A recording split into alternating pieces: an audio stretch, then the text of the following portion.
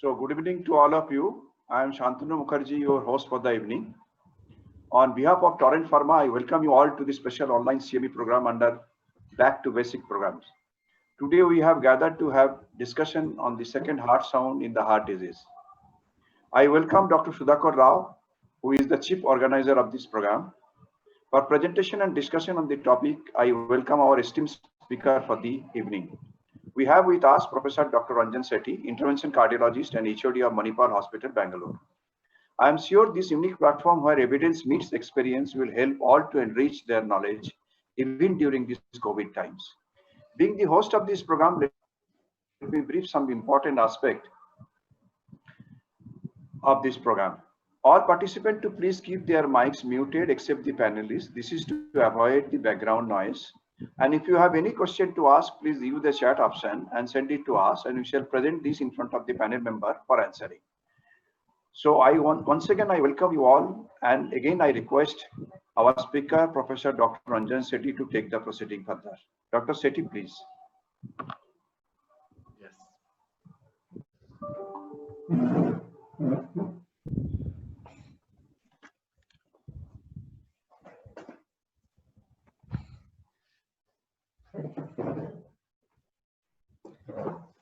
Hello everyone, it's good to be here. So I'm going to share my slide and we will discuss on the way. Okay. So yeah, today we are here to discuss about S2. I hope you we will have to go to the first slide. Yes.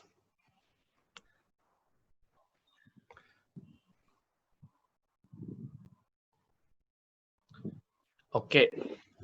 So let's discuss something about importance of S2. You realize that most of the time when we go to exam, what are the things that examiner is trying to understand from you? See, some things we have already discussed. We have already discussed pulse. We have already discussed JVP. We have discussed palpation. Now these three are extremely important for exam because that's what they're looking for.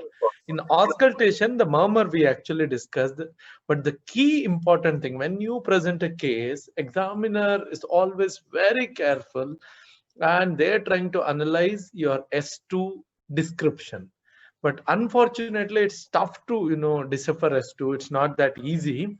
But they're always, they're always trying to figure out whether your S2 description is fine or not fine. So always remember, you need to describe S2 very nicely, very clearly, and also you need to describe all the component of S2. Unlike S1, you can't say S1 is normal. The most of us, when we write notes or when we talk, there's a habit of telling S1, S2 normal. I can guarantee you that hardly any of your case S2 will be normal. If your S2 is normal, it's practically a normal heart, and you actually don't have a case which you are trying to present. It's likely to be extremely normal. So S2 almost always is abnormal. So let me tell you some key points in S2 that's what you should understand, so that even before we go to a slide, I'm definitely going to emphasize those things. But even before I go to that, remember, your S2 is never normal in a clinical case. It could be normal in your OPD, but in a clinical case, it is never normal. Either there is variation in duration, or there is variation in intensity, or there is in S2, which will always be there. So please remember this, and that will make it easy for you in exam. Moment you utter S2 normal, your examiner will think there is no case. It's not a case at all. So it can't be normal. That is the first point. Now, what is S2? All of us know, and we also understand there are 2-3 points we should remember. When we are discussing about S2, there is one name which will come. I'm going to emphasize it in a short period, that's something which you should understand right away. So there is incesura, there is dicrotic notch, both in pulmonary and aortic side, and S2 typically coincides with that. There has to be a pressure transition, and after a certain period of that pressure transition, the valve closes. Is the sound only by valve closure? May not be, because almost all, if you realize, S1 also has 4 components, not just 2 component. So here also S2 does have more than one component. which is, the whole mechanism is actually because of it's been there for a long time. I'll just describe the mechanism in a short while. So people have realized about S2 splitting.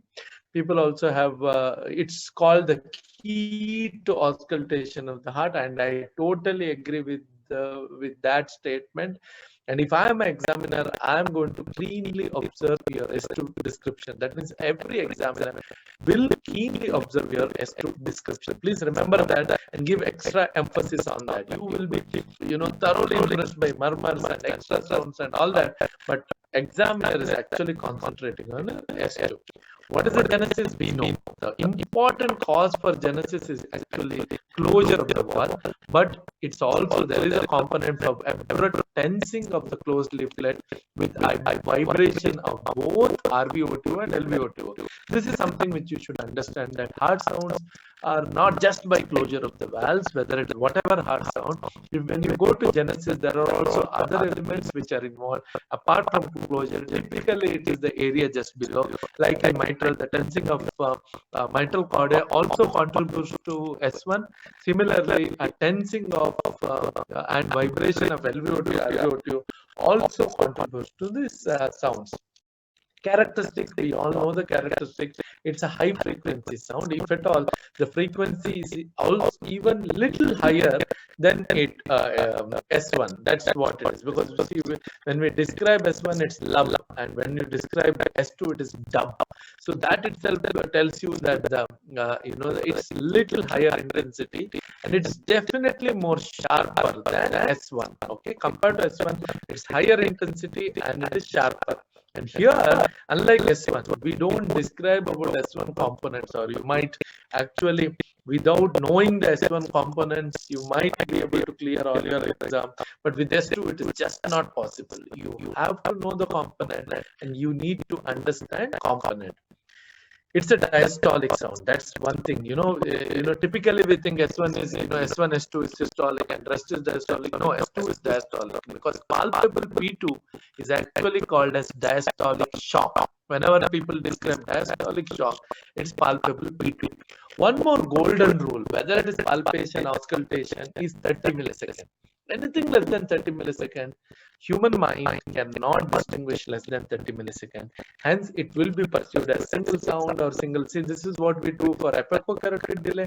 Even there, the cutoff is 30 milliseconds. So remember, 30 milliseconds is the cutoff. P2 is a softer sound normally, and A2 is a louder sound. A2 is for all over, whereas P2 is localized. These are important to describe abnormal sounds.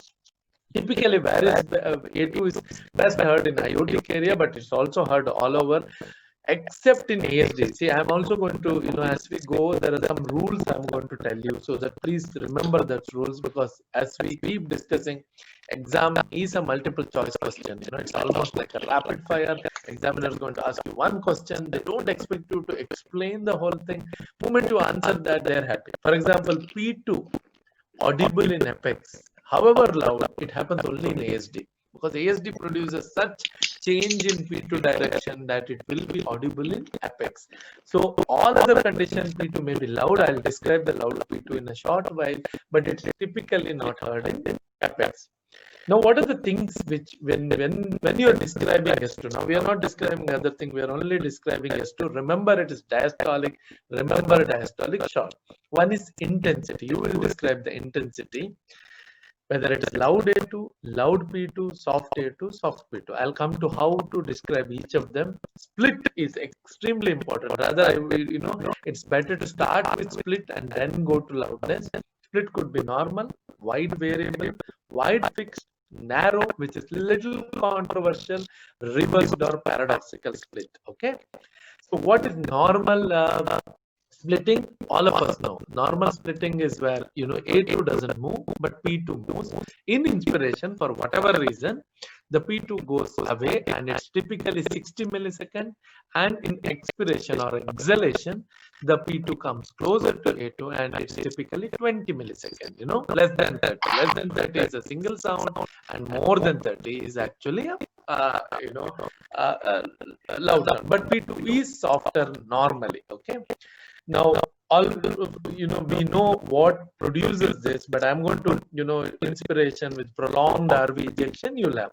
But the concept, this slide is extremely important. Now, what decides this extra inspiratory contribution? What is that which decides the extra inspiratory contribution?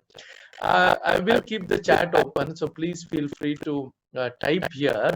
I'm sure all of you heard about hangout interval. No, I'm very sure, because I may not be able to talk to you all. I'm sure you have heard about it, but that is one word. When we are describing P2 or A2 or S2, we are actually describing about hangout interval. So please understand that term, and that term is the one which helps you a lot. Anything to do with split is actually related to hangout interval. You look at this, that change in pulmonary QP2. Q is ECG-Q to onset of P2. This is by when you are auscultating the sounds and you are making that sound from beginning of Q to P2 is the major component. But in this, it is the hangout interval which is the major component. Now, what is hangout interval? This is something you should understand. I'm going to take you back 1 second for us to understand. See, all of us from MBBS days, we have been learning ASD as fixed split. And typical teaching is 3 liter blood comes from the, from SVC during inspiration. During expiration, 2 comes from the LA, and during expiration, it reverses. Hence, the amount of blood which is flowing into PA is constant, and hence you have a fixed split. That's the explanation which is given to you during your MBBS course and probably most of your MD medicine course. But to be honest, that's not the correct explanation. It's not about 3 liter, 2 liter going here and there. There's only one explanation. That's the pulmonary hangout interval. Pulmonary hangout interval is the single most determinant of the split. That means of the property of where the P2 is here. So can I have people just type in whether you understood this? I'm going to describe hangout interval in a short while. But remember, today's class, when we are describing, typically it's about some 4 or 5 messages which I'm going to repeat, and about hangout interval, because that's what we need to understand very well. Remember, hangout interval. Okay, now let's see what is hangout interval.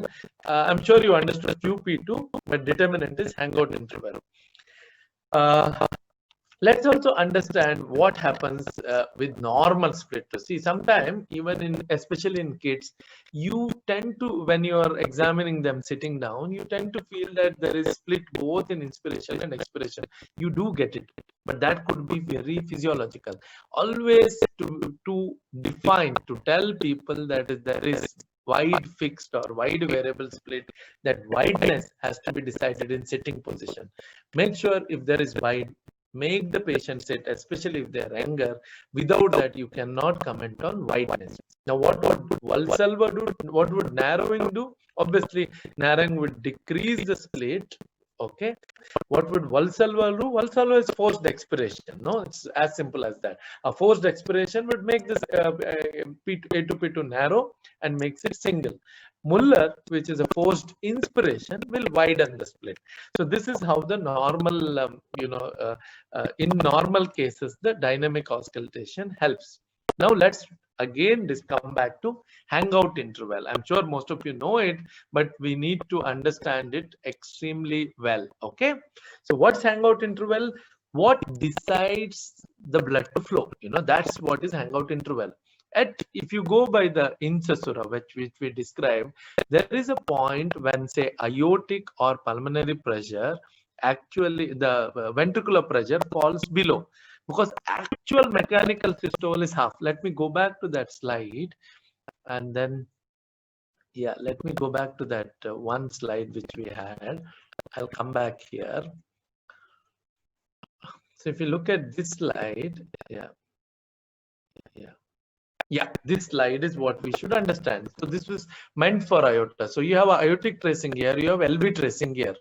So at this point, at midpoint of the systole, the mechanical ejection is only till here. After that, there is no ejection. Only the first half of your pressure curve is the mechanical ejection. At this point, at midpoint, you see the pressure between the ventricle, whether it is RV and PA or LV and aorta, is same. The pressure is same.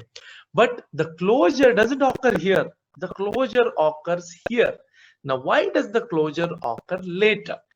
What allows the blood to flow when the pressure is same? It's like, some chamber has a big fluid, big pressure, and you open the door and the blood or the water start flowing other direction. But even after the pressure equalizes, the water or the blood could still decide to flow to that chamber again, for depending on the compliance of that chamber. Since PA is very compliant, there is what is known as hangout interval. So hangout interval is the time from the crossover of the pressure to closure of the respective valve, semilunar valve. That is hangout interval. That is the key point which we need to understand. So typically, semilunar valve is expected to close as soon as the pressure crosses over.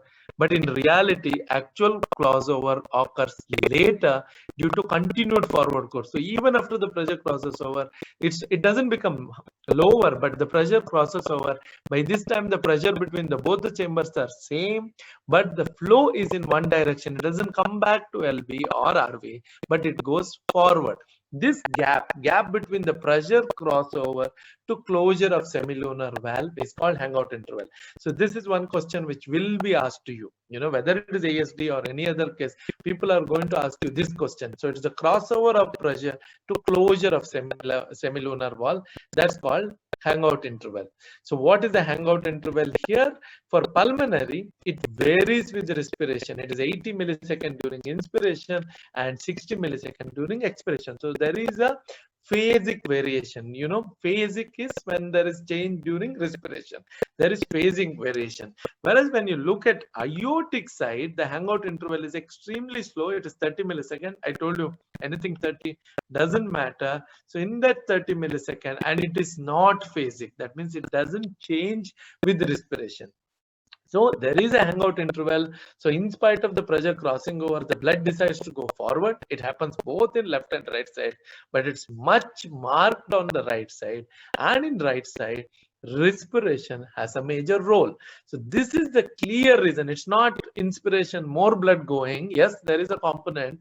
RV ejection gets delayed, but the major change is a change of, hangout interval which occurs at this point. Now, what are the determinants of hangout interval? What decides the hangout interval? So important, hangout interval is much longer in right side, and it is very important.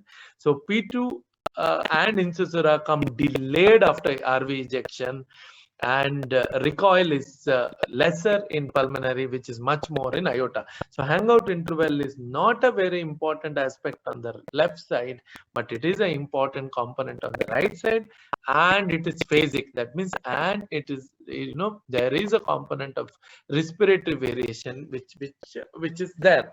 Now, what decides this hangout interval? Why is that there is a different hangout between the right and left, and why is that it affects us? When we describe S2, pressure behind the valve is important. If there is a high pressure beyond the valve, the hangout tends to be shorter. So aortic side, it's typically shorter.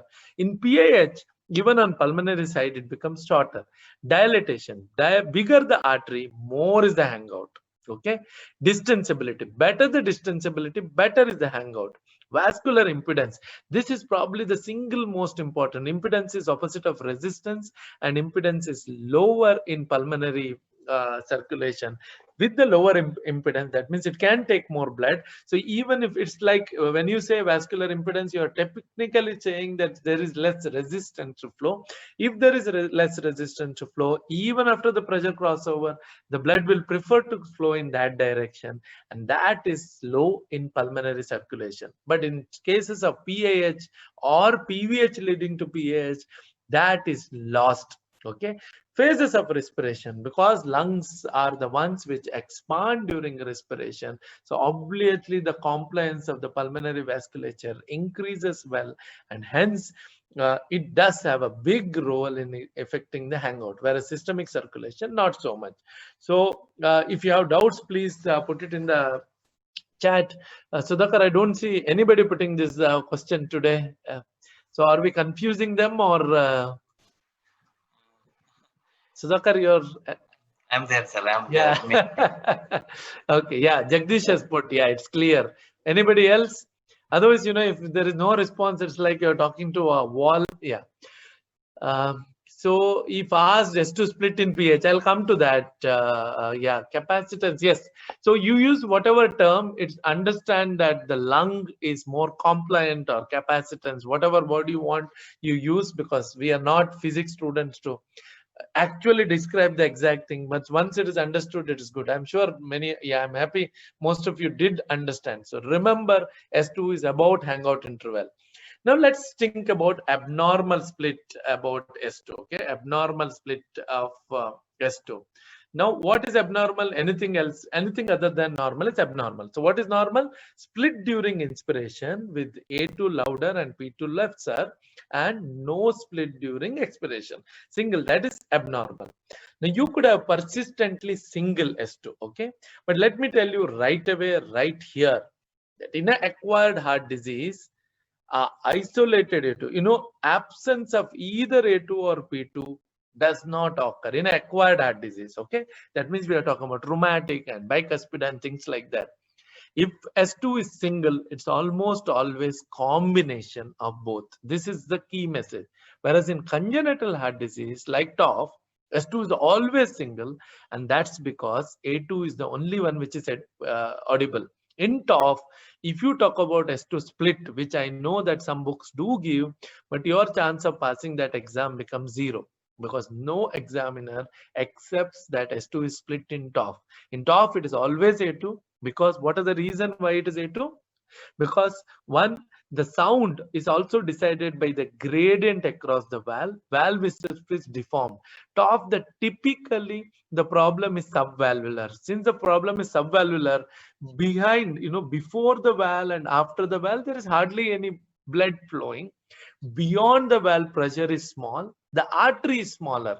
These are the determinants of the valve sound. I'll come to that. What determines the valve sound? But I want you to understand one more message from this class, that in TOF, it's always single A2 and single S2, and it is A2. Do not give any other answer other than that. You only other answer you to why is A2 single. That is the explanation which we give, because the PS are smaller, pressure is lesser. Across the valve, the gradient is much lesser, and beyond the valve, pressure is lesser. All this makes, if you use a phonocardiogram, you might get a P2, but you don't get it with the stent. So it is single. But on the contrary, acquired heart disease, it's never single. It could be single, but when it is single, it's combination of A2, P2. It's almost always, it's never single. That's what you should understand. If you have a valvular PS, you will hear a S2. Again, there are exceptions to all the rule.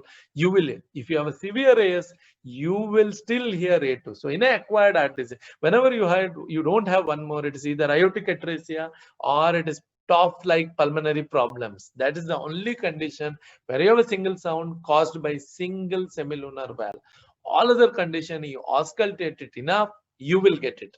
Like for example, in PS, you expect the the S2 to be softer. Yes, it is softer, but it is never absent.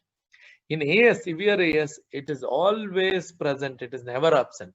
One more thing, in an AS, like LVOT kind of physiology, if you get a single S2, the rule is, please remember this, it's almost always paradoxical. If you get single, auscultate carefully, concentrate on expiration, you will get the split.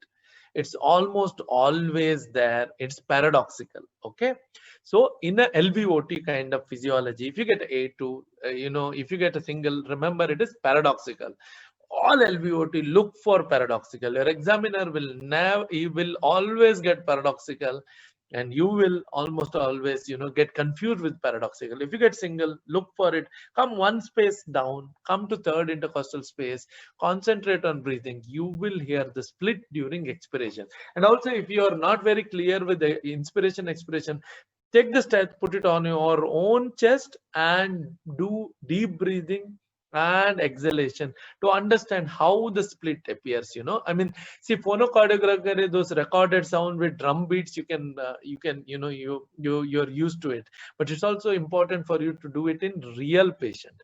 S2 is confusing, so please make sure that you understood it very well and followed.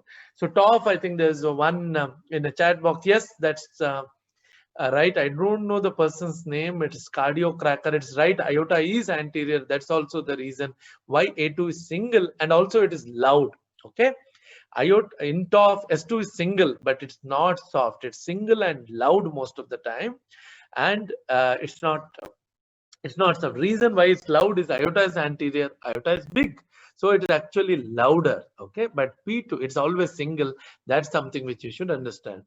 So persistently single can happen, but it is usually combination of A2, P2. That means it occurs in physiologies with love, where there are exceptional paradoxical split, but it's more important in Eisenmengerization, like VSD Eisenmenger. These are the condition where it is persistently single. Persistently split, that means it's wide split. So it could be wide fixed, wide variable. It could be paradoxical. Then there is something called as narrow physiological split. That means there is split. That means inspiratory split and expiratory single. Now people could call it a normal split because how the normal, it appears the same way in normal, but it is narrower than normal. So whenever you describe a PAH, not Eisenmenger, non-Eisenmenger acquired PAH, you typically use the term narrow split. That means P2 is louder now. The split is there in inspiration. It is narrow. And in exhalation, it becomes single. You could also call it normal split with loud P2. Both are acceptable. There are 50% examiner will go either way. But if you say it is narrower than normal because you have done enough auscultation, we could buy it, but with a loud P2. Without loud P2, it will still be normal split. Now types of split, again it is the same thing in given in this form. There's one question: if top RV and LV ventricular pressure is comes down the same, then aortic pressure is 80, the PA crossover is S2 wide S2 split should be there. No, wide S2 split will not be there. Reason being that in TOF there is a VSD. If the stenosis is very severe, RVOT will not be delayed. RV ejection will not be delayed. Instead, the blood will actually go to LV. So this is the difference between TOF and intact pulmonary septum. When you have intact pulmonary septum and when you have TOF, this is the difference. When you have intact, RV has no choice but to eject it to PA. When it is delayed. In TOF, murmur is always shorter and it is inversely proportional to severity. So if it is more severe, the murmur becomes much more shorter. Cyanosis becomes more and more. So murmur and cyanosis are inversely related. So RV ejection is not delayed in TOF.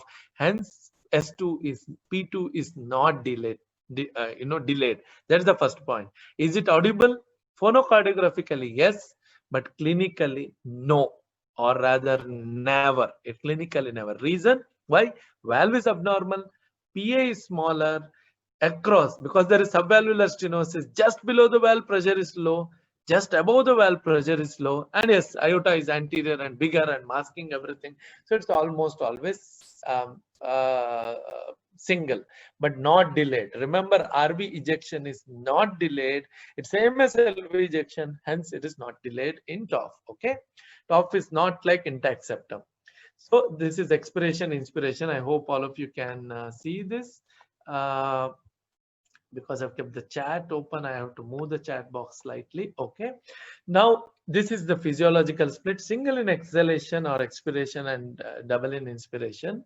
And then you have Wide variable split, that means it is varying, it is becoming narrow in expiration, wide in inspiration. You have to be careful in picking it up. It is narrow, but it is wide.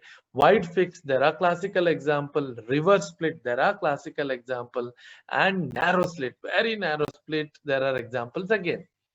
What causes abnormal splitting of S2? There is one question. Let me answer this before I go to this one. How to differentiate between A2 and P2, whether it is reverse. This is, I think, Dr. Kash, I have a specific slide for that. I'm going to come to that when we come to reverse splitting. Okay, there is a specific slide. I'll come to that. It's interesting. May not matter much, but there is a concept which we'll discuss. Okay, causes of abnormal splitting. Pressure difference between you know all this. I think the key causes of is that the hangout interval changes. You know, there are delay in electrical activation. There are delay in the ejection itself, but hangout interval is a crucial explanation, especially when you're talking about wide fixed S2. What are the causes of wide split S2? I'm sure all of you know that there are typically three causes here.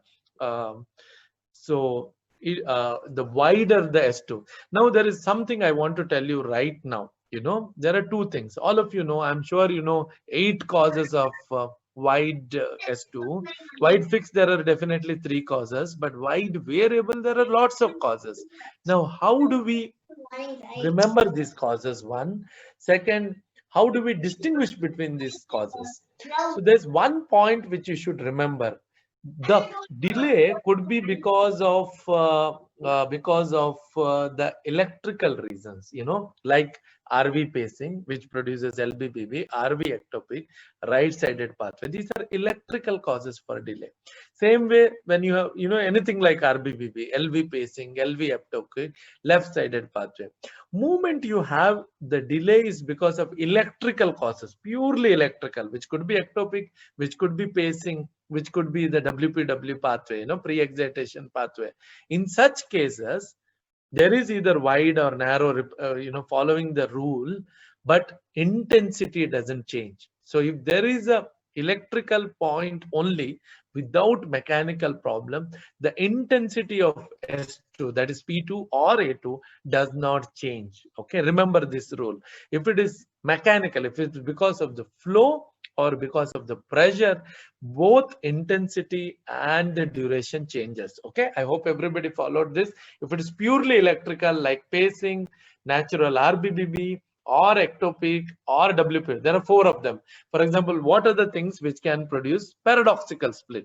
Anything which is LBBB. So that means it is LBBB, it could be left RV pacing, then it could be RV ectopic, or it could be right-sided pathway. So there are 4 causes. They are LBBB, they are paradoxical split. But in all these 4, although there is paradoxical split, the intensity of either A2 or P2 does not change. Whereas other causes of paradoxical split, like LVOTOs, LV dysfunction, obviously AS, which is a classical LVOTO, HOCM, the intensity of A2 also changes. Okay, that's what you should understand. Now coming to the right side, anything RBBB will delay the pulmonary RVOT. So anything producing RBBB, which includes either LV pace, natural RBBB, LV pacing, LV ectopic, or left-sided pathway, or type A, you know, pre-excitation. All this, the P2 gets delayed and it is wide and variable, but intensity doesn't change. So remember, so when you start, you know, again in exam, they're going to ask you a lot of causes. Remember to make a list of these 4. So you have 4 electrical causes causing either paradoxical, which are like LBBB, or wide variable like RBBB, but in all 4, intensity doesn't change. So please remember that. Now what happens? Prolonged RV mechanics. If there is a mechanically RV, like massive PTE, PS, with in all this with RV dysfunction, the RV ejection gets prolonged. So you will still have wide variable or delayed P2. Pulmonary hangout interval, that's important. If the hangout interval increases, like in ASD, and also post-op ASD. See, going by your 3 liter, 2 liter hypothesis or 3 liter, 3 liter hypothesis, you can never explain a wider split in ASD post-op. Almost 70 to 80% post-op ASD also has a wider split, but wide variable. They don't have wide fixed, but they do have wide variable. The reason being, the hangout interval still remains higher. Although you corrected ASD, it remains higher. Idiopathic dilatation of PA, as we realize, if PA is dilated, hangout interval will be more. Mild PS means more PA dilatation, less PS. Such physiology also will have a wide, will have a, because of increased handover, to wider split is so. It could also occur in early A2. Wide fixed 3. We are talking about wide variable mainly, but I have mixed both of them. Early A2. So any condition where A2 is early, again there will be a wide variable, because A2 comes here, P2 is that side. Normally it is A2, P2. This happens typically if there is a VSD or MR. See, in MR, early A2 is like VSD. Remember, the blood is going to LA, A2 will come early. In VSD, the blood is going to RV, and that's why A2 comes early. In VSD, the cause for wide variable split. Congenital heart disease, one more very important. ASD has wide fixed, VSD has wide variable, and PDA has paradoxical. We'll come to that later. But remember, PDA is paradoxical, VSD is wide variable, and ASD is wide fixed. Reason for wide fixed in ASD? Hangout interval. Reason for wide variable in VSD is early A2, like MR. Do not think it is delayed P2. It's more early A2, like MR. LV is more empty, like MR. Okay.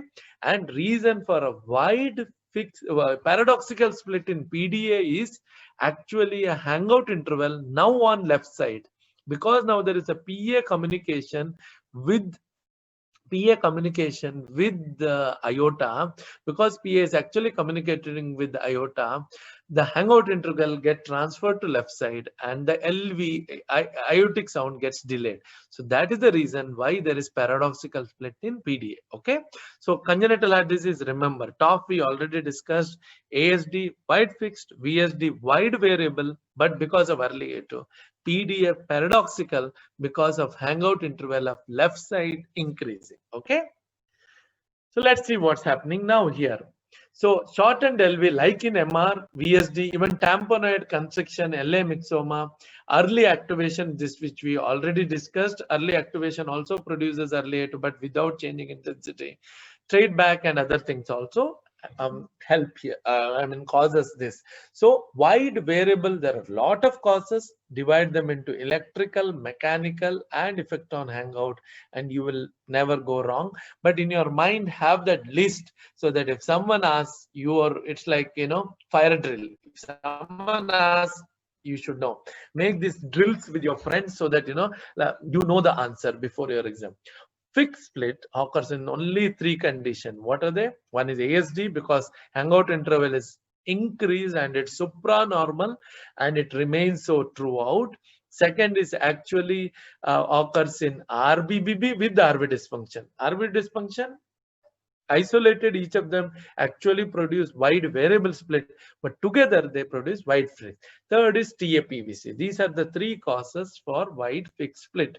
Carefully auscultate. As you do, you will realize how to distinguish a wide variable from a wide fixed split.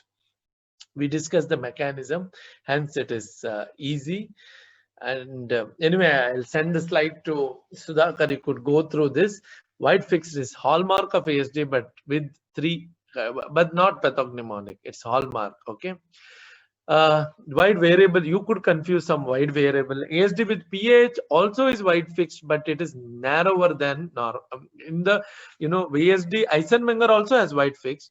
ASD also has wide fixed. Technically, moment you have ASD, it is always wide fixed. Always wide fixed. That doesn't change. ASD gives you 3 things typically: RV apex, wide fixed split, and ejection murmur in PA. ASD can have 5 different physiology. It could be small ASD, it could be large ASD, it could be Lutenbacher, it could be ASD PH, it could also be ASD Eisenmenger, ASD with cyanosis, 5-6 physiology. But all this physiology, there is only one thing, that These three things will remain constant in almost all of them. Okay, there is some change, but these are not appreciable. Remember, it is wide fixed. Other causes of fixed or relatively fixed, just remember three of them, but rest is okay. Now, reverse splitting, this is something which is, I think, very interesting, and people want to know about this. And there was a question. So we discussed wide variable split. We also discussed,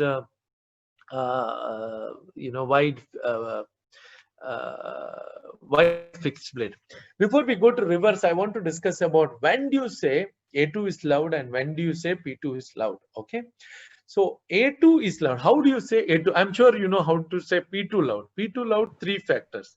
P2 as loud of A2 in second space. P2 heard beyond second space, that means third and fourth space, or in apex sometime. Palpable P2. So three features. You don't have to have all three features, even one is enough. But P2 heard in apex happens only in ASD, but P2 heard beyond second, third space. Okay, P2 as loud of A2 in second space, palpable P2. All these three features of loud P2. I'm sure all of you know. When do you say A2 loud and when do you say S1 loud? You know, this is little controversial. In the sense, you need to understand it little. In apex, S1 is the loudest sound, A2 is easily heard. In iotic area, A2 is the loudest sound, but S1 is easily heard.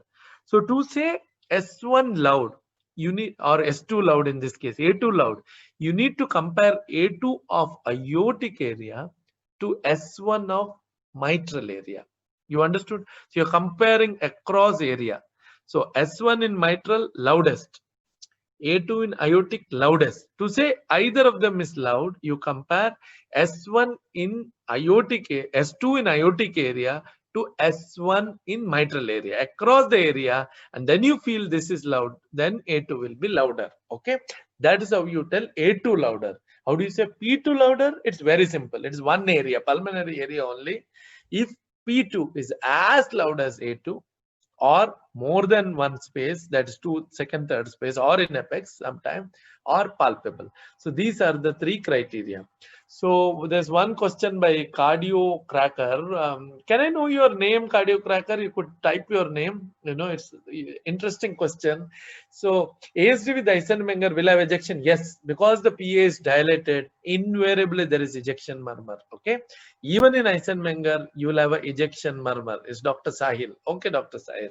Even in ejection, you will have all three physiology. So did you all of you follow? How do you say A2 loud? How do you say P2 loud? How do you say S1 loud? Did you all understand hangout interval?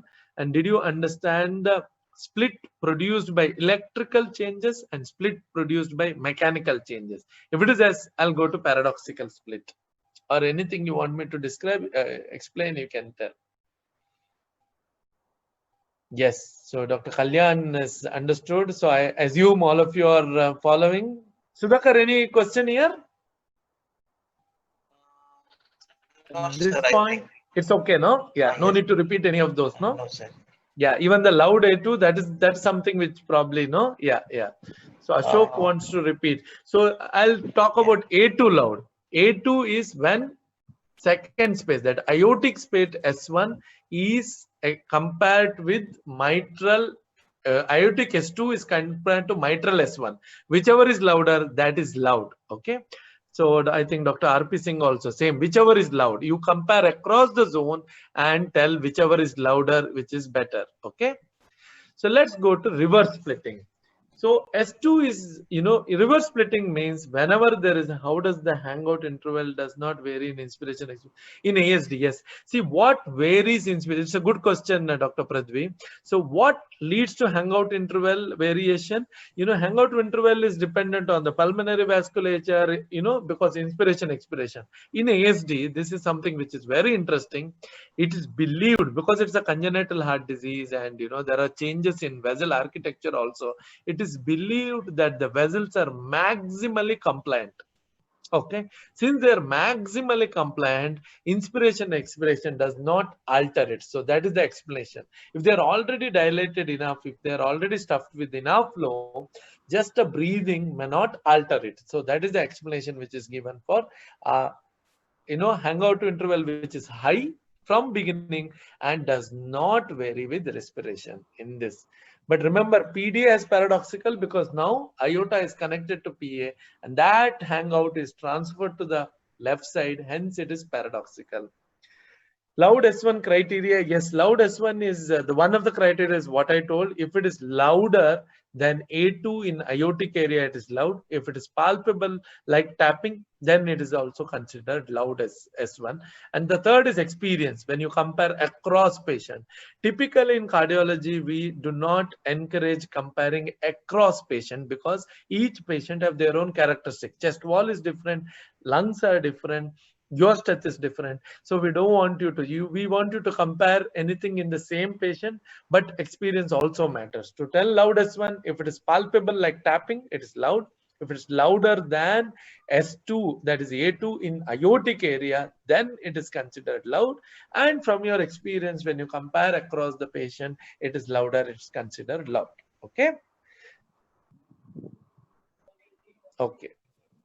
So Dr. Jagdish, I think that's okay. Yeah, it's okay. Okay. Now reverse splitting S2. Now let's come to reverse splitting. Very important. Almost all LVOTO, you know the causes of reverse splitting. So anything producing LVBB electrically. That means right ventricular bracing, right ventricular ectopic, natural LVBB, pre-excited, right-sided pre-excitation or type B pre-excitation. What else produces? Anywhere LV ejection is delayed, like LV dysfunction, AS, or all the LVOTO, both fixed and dynamic. AR also, but rarely, but more AS because AR ejection is still maintained, but rarely. It could be, it's also listed as a cause. And PDA, or wherever, say even aortic fistulas can produce, any other aortic fistula with rapid runoff could also typically make A2 delayed, prolonging ejection, but PDA is mainly because of hangout interval. Also, what I want you to remember is this is something which is very commonly missed. So whenever you get a single S2 and you're not dealing with Eisenmenger, remember it is paradoxical. Look for paradoxical. So keep your strength. Do not ask the patient to take deep breath or light breath. They should breathe normally, but you need to keep looking for that split which you get when the patient exhales out and not during inspiration. Invariably, as I told, as a rule, LVOTO, if you get single, look for paradoxical. It is possible to have single rarely, but most of the time it is paradoxical. What happens in paradoxical? A2 now is later, P2 is earlier, inspiration, so there is a wide split in exhalation, but inspiration P2 tends to go to A2 and then it becomes single. That is the reason. Now, this was one question which was asked by someone about sequence identification. I think it's Dr. Salil, no? Sequence identification. In normal, A2 precedes P2. While A2 is heard best in apex, P2 is normally never heard in apex, except in ASD, only one exception.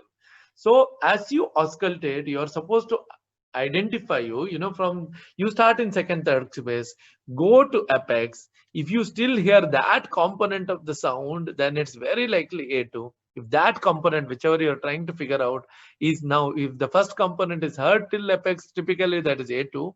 Second component disappears in A2 P2. But if it is the other way, then you know that P2 was actually before A2. Okay. So this may be tough, but this is how you answer the separate when you don't know whether it's A2 P2. One more question is which is usually asked is in exam, if it is single, how do you say whether it is A2 or P2? This will be asked to you. Answer is you cannot tell it by the sound, you go by other features. That means you go by whether it is LVOTO, RVOTO, other inspectory, palpatory, auscultatory finding, but not by the sound. Okay, this will be asked. If it is single, whether it is A2, how do you say whether it's A2, whether it's A2 P2 or combination? Typically, as I told, in acquired heart disease is almost always combination. Other sound does not disappear, but then to tell you have to go by other features. Okay. So how do you say the component which is dropped when you go to apex is actually P2. Component which remains when you auscultate towards apex is A2. A2 typically is the first of the two component, and this one is second of the component. In ASD, it is very simple because the second component is always P2 in ASD. Okay, so if you have a wide fix, that does not occur with paradoxical split at all. So if you have a wide split, you are always sure that second component is actually P2, because wide fix only occurs if there is a P2 which is delayed. Okay, it's good. Lots of interaction. I hope you understood this. The first of component is dropped, then it will actually be P2. That means it's P2A2 sequence. If the second of the component is dropped, it is A2P2 component. I don't know how practical it is, but this is a very good way to tell your examiner that you know your stuff. Okay, and please do this. Unless think about all this is believing in it. I keep telling you that believe, do it. Don't think it as just a theory. Do this and it will help you. Key to oscillation of reversed this one is the amplitude of both should be accessed and sequence has to be assessed. The way to assess sequence we already did. Valsalva, the strain phase of Valsalva, which is a forced expiration, actually the split widens, unlike the other. Even in ASD, it doesn't alter. Almost all other wide variable split, the component narrows. Here it is it actually widens upon release. Upon release is like inspiration, hence it becomes single. Okay, so if you have doubt, you could do that to be very sure. Okay, you could use Valsalva. So expiratory split is typical, but the gap has to be more than 30 milliseconds. Only then you will analyze it. Persistent split in expiration is always abnormal. You have to have it single. If it is persistent, it is abnormal. But you have to make sure either it's wide or this. But it's very important to make the patient sit before you are very sure. Now, what are the types of paradoxical split? You have to know this. There is type 1, type 2, type 3. It's only type 1 which is very traditionally picked up and traditionally described. In type 1, it's actually QP2. Pulmonary side is normal. If the problem is A2, so QA2 gets. Q is ECGQ, okay? QA2. That means LV ejection is delayed with normal RV ejection. So expiration there is split. Inspiration now P2 goes near A2 and the split becomes single. What happens in type 2? I think I'm sure there is this one. So this is traditional. Okay, expiration there is a split because P2 is moving this side and inspiration it comes here. This is traditional. Type 2 is partial, whereas P2 in expiration is here, but it comes in inspiration. The P2 goes away, but it goes to on the other side. So that is partial. Most of the time it appears single. If you're lucky, this also could be cause of a reverse splitting, but you should know all three types when they ask. Reverse splitting causes, we already discussed.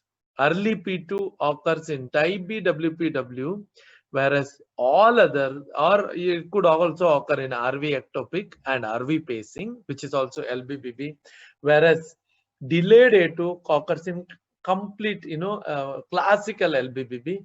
Prolonged LVOTO, hypertensive heart disease, rarely, but it can happen. But IHD, LV dysfunction, iota, if it is dilated, as we discussed, the A2 gets delayed. PDA is because of now hangout interval being shifted to left side. Increased QA2 is simple to understand. Anything with LBBB or mechanical problem will delay. It's basically telling that delayed LV ejection, but any electrical intensity doesn't change. Any mechanical invariably intensity will be changed. Okay. Pseudo-paradoxical splitting, P2 may disappear during inspiration with patient with emphysema because the lung is covered, but it's actually not really disappearing, and that may be confused for paradoxical split, but here it becomes single. Severe AS paradoxical split almost always, Dr. Chetan, almost always, hence all AS, all LVOTO, if you're getting a single sound or if you think it is single, remember it is very, very, very likely paradoxical, hence go down and concentrate on inspiration and expiration. My advice is, HCM also produces it. My advice is spend some time on S2. That's why we are doing this class also. See, we have done, I think, 2 murmurs and some ASD. But most important thing is that we are actually discussing just the topics which are very important for your exams. These are the points, actually topics which decide about the candidates pass and fail. So remember all this. This is basics. When people say, I mean, there's no rational explanation why S2 should be basic and S1 not, or S4 not. There is no rational. But basics in cardiology is pulse, JVP, palpation, and S2. That's basic. These are the things which can, genetics never fails a candidate, but S2 does. So please concentrate on S2. Now, severe PAH, that's what we discussed. Now, the hangout interval is less. The split appears normal because inspiration it is why it's heard and expiration it is not heard, but it is narrower than normal. So this could actually be called normal split or normal split or narrow split. But when you are saying narrow, you're using your experience and your experience of examining many patients where you're telling, I feel it's narrower than normal.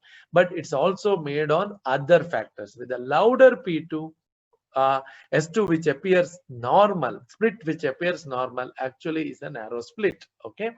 Paradoxical and reverse split is same, Dr. Ashok. You could use it interchangingly.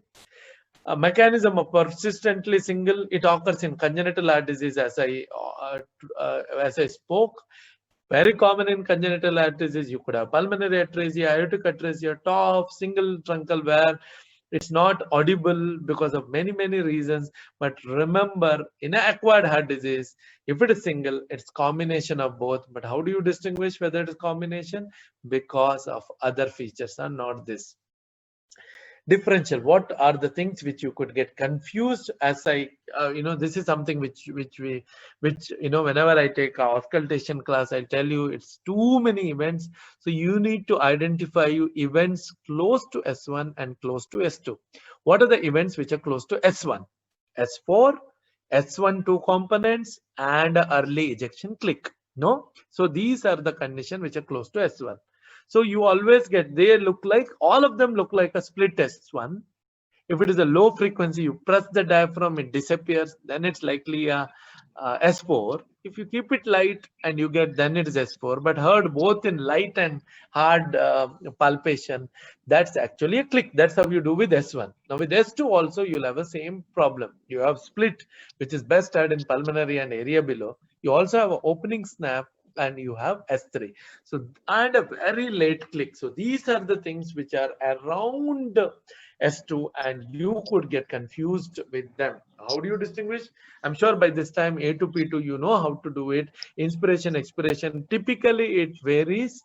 But there are exceptions. Opening snap is best heard in 4th intercostal space down, medial to apex, wherever be the apex. Remember that even if apex is 7th, 8th intercostal space, opening snap is best heard medial to apex, preferably in the normal apex. 4th, 5th is where opening snap is at. It's high pitch, it's lying down, it's widely heard. Typically, you don't get confused with A2, P2 because it is lower. S2, S3, yes, because S3 is low pitch.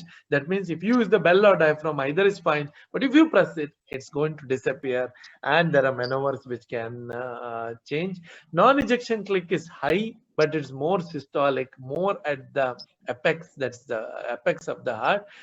It's more found in MR. So you can this. Intensity of A2, P2, I think I should have done it first. The slides are later. They do vary, but we already discussed. Loud A2 is where A2 is palpable. It's definitely loud, but the key point is A2 in aortic is louder than A1. Loud. There are many causes. Wherever A2 is anterior, you get it. Whereas dilatation, you get like tambourine effect. Rule in bicuspid valve, when it is bicuspid AS, there is rule of 1/3. 1/3 of A2 is loud, 1/3 it is normal, 1/3 it is soft in bicuspid AS. Okay, A2 is 1/3, 1/3, 1/3. What decides it? Aorta decides it. Whereas in rheumatic, A2 is invariably soft.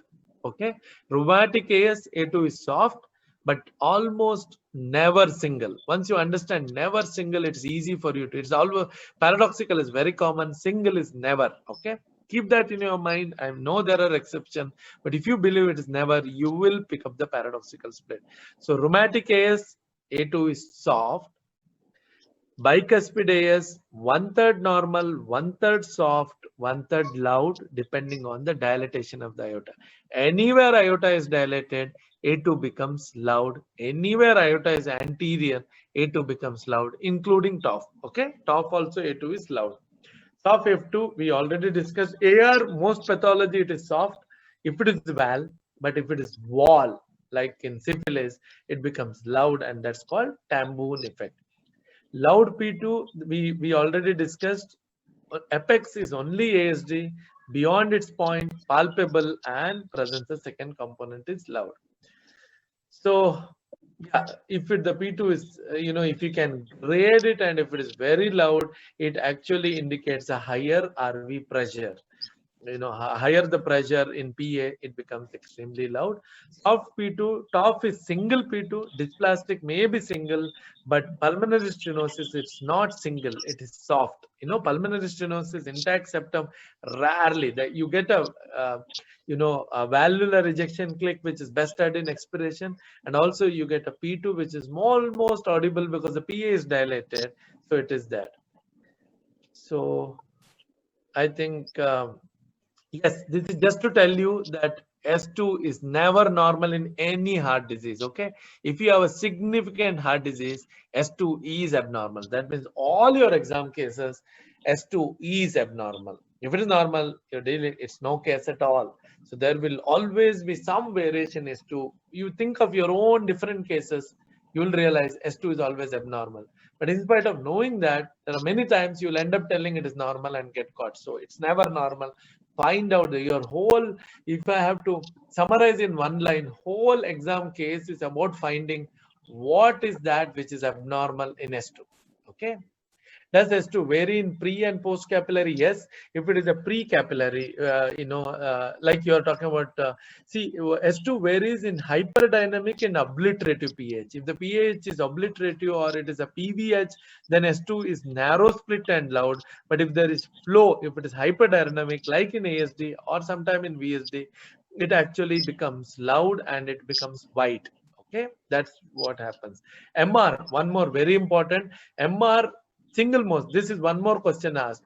How do you distinguish a severe AR, a severe MR in presence of severe AR? That means AR is already there. AR is severe. You have Hill sign, you have all the head nodding to all sign. But MR, you're not able to assess. Why? There is cardiomegaly, which could be because of AR. There is MDM, which could be Austin Flint. You're not very sure. So the only answer is by A to P2 split. Severer the AR, earlier will be the A2, and hence wider will be the A2 P2 split. So MR affects A2 or P2 split, MS affects, AS affects, AR affects. So you talk of any disease, S2 is affected, maybe in different direction. So in a given case, S2 cannot be different. Sudhakar has a question. What happens to S2 in different Eisenmenger? That is a very good question. Let me tell what happens in ASD, wide variable, normal ASD. What happens in PDA, VSD, wide, ASD is wide fixed, VSD is wide variable, PDA is paradoxical. Now what happens in Eisenmenger? ASD Eisenmenger, there is PAH which is obliterative, but it's still wide and fixed in majority, wide and fixed. Maybe narrower than what it was, but nobody follows the patient to Eisenmenger. So you will still call it wide and fixed. What happens in VSD? Up to 67% of them is actually single. Each of them have exception. VSD Eisenmenger, classically it is single, and PDA Eisenmenger, classically it is narrow split, not paradoxical. Paradoxical is a shunting PDA. Here it is classically narrow split. But VSD and PDA can interchange. VSD can have narrow split and PDA can have single. Small percentage PDA can even have paradoxical split, but in majority it is the way we described. Aortic wall disease we already described. I don't think so we need to go to this. I think we have described all this. This acyanotic heart disease also we described this. You can go through the slides at your ease. AF it changes. That's what you should understand. Okay. Okay. Anything else? I think we'll stop this. In VSD, we discussed this also important. Remember the changes. Invariably it occurs because of early A2. but P2 tends to be louder because the PA pressure goes up. So it's small ASD, VSD, nothing happened. Larger the VSD, more the PA pressure, the P2 component becomes louder, and in Eisenmenger, it actually becomes this. Okay, PDA is important. See, small PDA, nothing. Large PDA, paradoxical. PDA Eisenmenger, narrow split. That is classical. Okay. So please go through this, and yeah, if you have doubts, we'll answer. So I would also like to thank our Dr. Rocky, who made a beautiful slides, and Dr. Sudhakar, who contributed to these slides. Any questions, I will be happy to answer. Yes. So do you want me to summarize? If anybody wants to summarize, I can summarize, say 2-3 points. Okay, let me summarize 2-3 points. One, what did we discuss today? We discussed that S2 is very, very important, and none of your case will have normal S2. So take it off your mind. None of your case will have normal S2. That's the first point we understood. Second point, how to say A2 loud. Palpable A2, definitely loud, but most important, comparison of A2 here to comparison of A2 there. How to tell P2 loud? More than in his space, palpable, or sometime in apex, and as loud of A2. That's how you say P2 loud. Hangout interval is the key determinant of the timing. Anything which produced electrical, the intensity of the sounds do not vary. Anything mechanical, typically intensity varies. Remember, congenital heart disease, you can have single A2, rarely single P2. Acquired heart disease, they are never single, they are usually combined. Most LVOTOs, where you think single, will actually have paradoxical split. Okay, that's the point which we should understand. Anything else, Sudhakar? No, sir. I think you have covered everything, sir. Okay. Anybody has any other doubt? Normally, P2 is louder than A2 in pulmonary. No. It's always softer. If it is as loud as A2 or louder, then it is loud. As is enough. Okay, as loud as. Equal to A2 is also a loud P2. So typically, P2 is always less louder than A2. Typically, even in pulmonary area. Previous video. Sir. Yeah. Actually, recently, some MD student asked me a question. Okay. He encountered a question in a PH. Some books mention in the initial part S2 split becomes wide, and in the later part, as it becomes severe, it becomes narrow. Okay. So why does it happen? I think, there is an explanation for this, Sudhakar. Explanation, can be given. If the PA gets dilated first, then it will become wider, no? If it gets dilated. But if you ask me logically, it should be the other way. The initial part, it should be narrow. Later, when RV dysfunction sets in, it should become wider. Correct. Yeah. If at all PA dilates for any reason, it could go the other way. But otherwise, it should be the other. It should be other way. Initially, first thing to hit will be hangout interval. So it should become narrow, provided PA is not extremely dilated. Okay. Yes, and if not, with the RB dysfunction or onset of RBBB, it can become wider. Yes, sir. One question is severe AR with severe MR. A2 will be soft due to air. How to react? It's soft but never absent. Never absent. So split is almost always audible. Remember, A2 is not absent in acquired heart disease, and P2 is not absent in acquired heart disease. It's very rare. So inaudibility is not a point here. It's only congenital heart disease. It's almost always audible. Okay, you will get it. And A2 audible is impossible because in apex you will have to hear some sound. Some people want the link in YouTube. Yes, sir. By tomorrow it will. Yeah. Anything else? I think we'll conclude, sir. Yeah. We'll conclude. Okay. Sir. Shantanu. Yes, sir. We are now towards concluding this wonderful program. I must just one second, Shantanu. Yes, sorry sir. about that. Yes, See, sir, yes. I also, Sudhakar and everybody here, on this Friday, I think the timing may be 7:30. We are going to have a CAT discussion. Okay, CAT discussion. We have split into 3 groups, CAT discussion. So please, the 3 groups. So the first group will be only on data. Data means numbers, which will have saturation and pressure data, and we are going to do some calculation. The second will be on tracing, and third will be on angio. So there will be 3 CAT classes, okay, starting from this Friday to next Friday and Friday after that. So please attend if you are interested. It will definitely help in your exam, and Sudhakar will put the link in all the groups. So it will be 3, starting from extremely basic, the CAT discussion. Some of these will obviously come. We are going to discuss about pressure and why do we get certain finding, how to do calculation of CAT data, and what are the, what are the places where we go to have this. So it's going to be on this Friday and 2 subsequent Fridays. Okay, please attend whoever wants to attend. Yes, sir. Yeah. Okay, Shantanu, please go ahead. Yes, sir. So we are now towards concluding this wonderful program. I must say it was an exciting program which has enabled us to gain from the wisdom and the expertise of the speakers and panelists. I take this opportunity to thank Professor Dr. Ranjan Sethi and Dr. Sudhakar Rao for their great contribution in making this program possible and successful. I am thankful to all participants who have taken time out of their busy schedule to attend this program. I thank all of you for making this event a successful, and I sincerely hope your support will remain with Torrent in times to come. Thank you. Goodbye and good night to all, sir. Okay. Thank you, Dr. Sethi. Thank you. Yeah, thank you. Thank you, sir. Thank you very much, sir.